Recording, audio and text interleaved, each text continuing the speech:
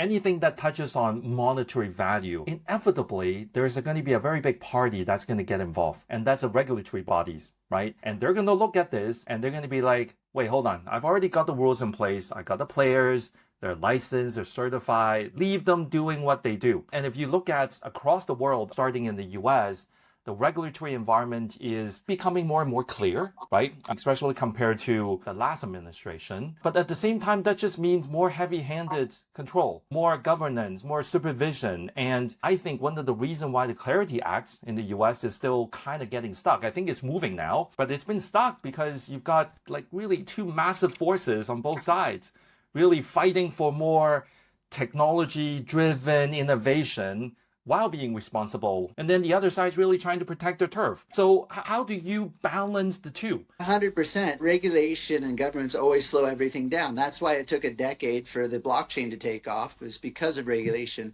And regulation is just starting to say it's okay. And so now the large institutions are starting to lean in and saying, great, let's upgrade our infrastructure because we're not going to go to jail for even talking about it, which they would have a few years ago. And so your question is, this is also why I said this is 3 years out. One, AI really needs to get there, but most importantly, it's going to take a while for regulation to catch up, because what's going to happen is it's going to be genius as a service, regulation as a service. So like WeFi and STBL and a lot of other people, where they're going to end up is they're going to provide the suite of software and package the regulations in a way that their partners can operate under their umbrella. So I believe that's where it's going. It's not there yet. It's going to take a while. It's going to take a while for regulations to catch up, because this first round, like you mentioned Clarity Act, it's been held up for so long for so many reasons. And a lot of them have nothing to do with the merits of the technology or even protecting the incumbents. Some of the reasons are just political infighting between Democrats and Republicans, because Donald Trump is so pro crypto, and they're like,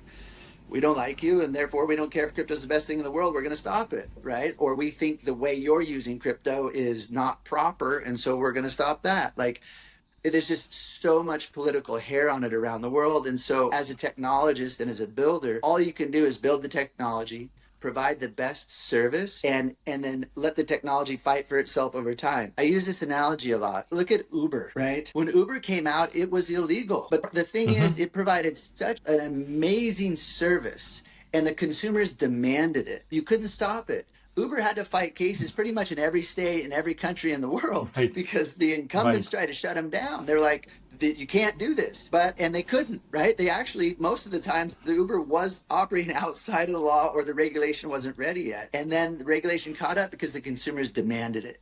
This is the same thing. It's just a bigger fight because it's money and transactions. But when the software gets even more robust and mature and bulletproof, when AI steps up a little bit, the consumers truly are going to demand it.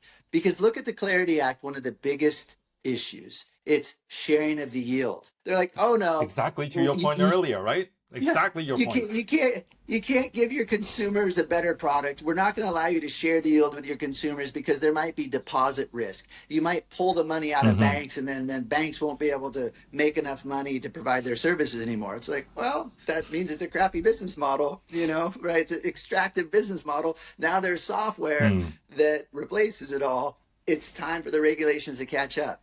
But it's a slow process. We have the ability to pay anyone in the world within like 3 seconds. Why do you still wait 3 days just to pay people in your own country, 7 days internationally? And that's only for a select amount of people around the world. You can't even, if you wanted to pay a vendor in Mongolia, you couldn't do it, right? But now you can. So we do have all the capabilities, but it's regulation that's stopping it.